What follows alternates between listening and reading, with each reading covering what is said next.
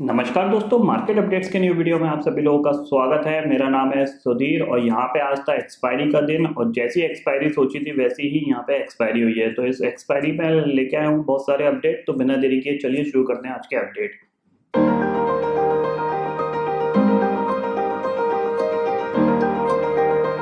तो हर रोज की तरह जो पहला अपडेट ले लेते हैं वो ले लेते हैं यहाँ पे मार्केट की तरफ से, जहाँ पे कि एक कह सकते हैं कंसोलिडेशन वाली ओपनिंग हुई थी और मार्केट पूरे दिन कंसोलिडेट ही करता रहा, कभी डे लो कभी डे हाई, और एक छोटी सी रेंज में अपने आप को पूरे दिन यहाँ पे काटा है क्योंकि यहाँ पे एक्सपायरी का दिन था और जो डाटा बना हुआ था वो यही बता रहा था कि करीब 10,350 के आसपास ही एक्सपायरी होगी।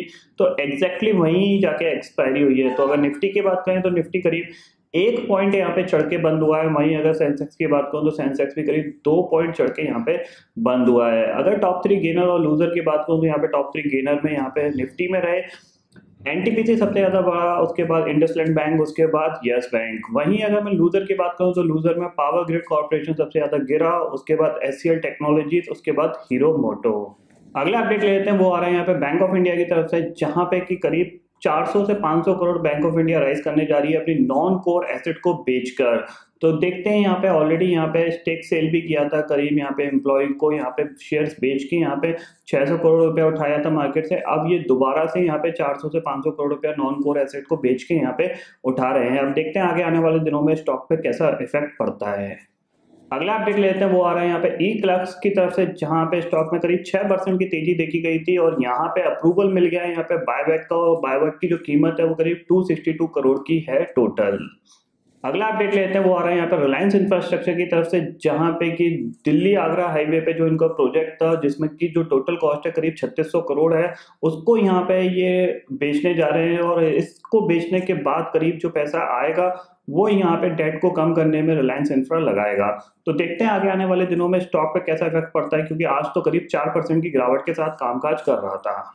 अगला अपडेट लेते हैं, वो आ रहे हैं यहाँ पे यस बैंक की तरफ से, जहाँ पे ड्यूटेश बैंक के टारगेट बढ़ाने के बाद यस बैंक में करीब 4% की रैली देखी गई थी आज के दिन में।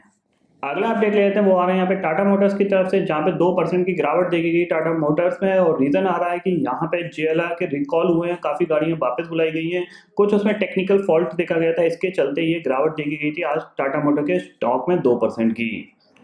अगला अपडेट लेते हैं, वो आ रहा है यहाँ पे एसएल प्रोपेक्ट की तरफ से, जहां पे कि 4% की रैली देखी गई थी स्टॉक में। और रीजन जो आ रहा है वो आ रहा है, इन्होंने रिडीम किए हैं अपने कुछ कमर्शियल पेपर।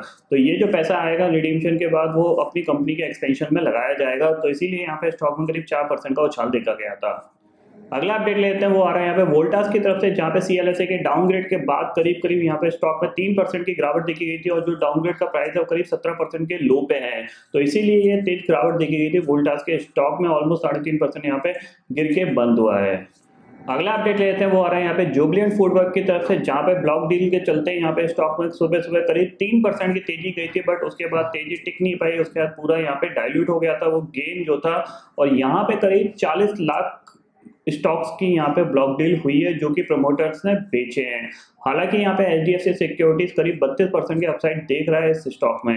तो आगे आने वाले दिनों में देखते हैं यहाँ पे जुबिलेंट फूडवर्क का स्टॉक कैसा रिएक्ट करता है।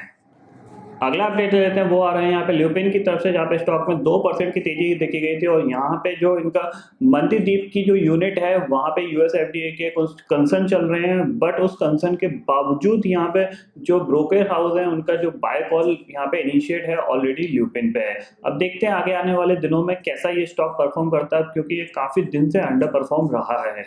अगला अपडेट लेते हैं, वो आ रहे हैं यहाँ पे राजेश एक्सपोर्ट की तरफ से, जहाँ पे स्टॉक में 2% का उछाल देखा गया था और इनको ऑर्डर मिल गया करीब 1080 करोड़ का।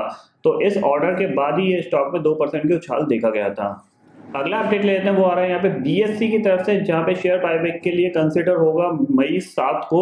इसी के चलते यहाँ पे स्टॉक में 4% का उछाल देखा गया था आज के दिन में।